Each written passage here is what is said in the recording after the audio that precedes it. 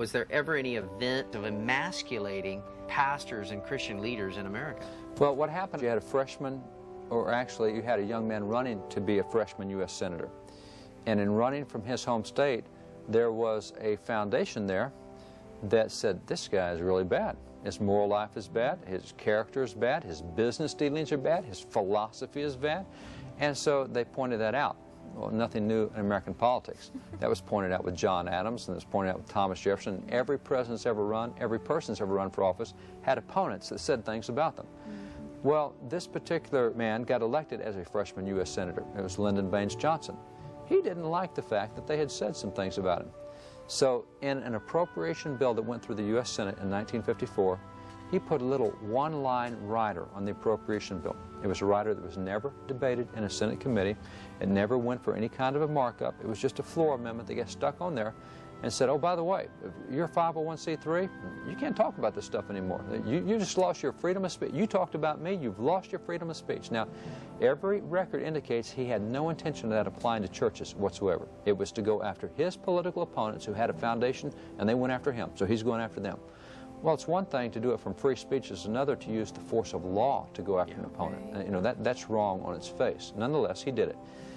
Within a number of years, the IRS started saying, well, you know, these foundations, churches are kind of like foundations. Let's kind of put them under it. So without any law ever being passed, simply through regulatory administrative decisions, the IRS decides, you know, pastors and churches, they shouldn't be having free speech on these issues anymore. Now, they can speak about certain things, but not these issues. Well, you go, wait a minute, time out. These guys spoke about these issues from the very beginning. Likely we don't have our founding documents had they not been speaking about them. We've talked in previous programs that that Declaration of Independence, there's nothing there that the pastors hadn't already addressed before 1763. Had they not been addressing it, it's likely not there. So now we're taking out the very voice that has such an impact on culture, had a positive impact on shaping culture. And now we're saying, we're going to listen to your free speech, and if it turns out to be religious, and if it turns out to be critical of something in the government, we're going to silence you. Well, if you go back into the Scriptures, the biblical example had always been that God's ministers, the men of God, spoke into the political arena. Yes. If you recall, you have Elijah getting prepared to speak to Ahab and Jezebel. Now, Ahab and Jezebel have messed up a lot of stuff. They violated private property rights. They killed Naboth to get his vineyard. You can call that eminent domain. That's an abuse of eminent domain. So they do all this bad policy, and Elijah is just about to tell them, for 3.5 years, we've had really lousy policies from you, and God's going to judge you because of that. And just before Elijah said that, he fortunately remembered his 501c3 tax exemption and kept his mouth shut. No, that's not what happened.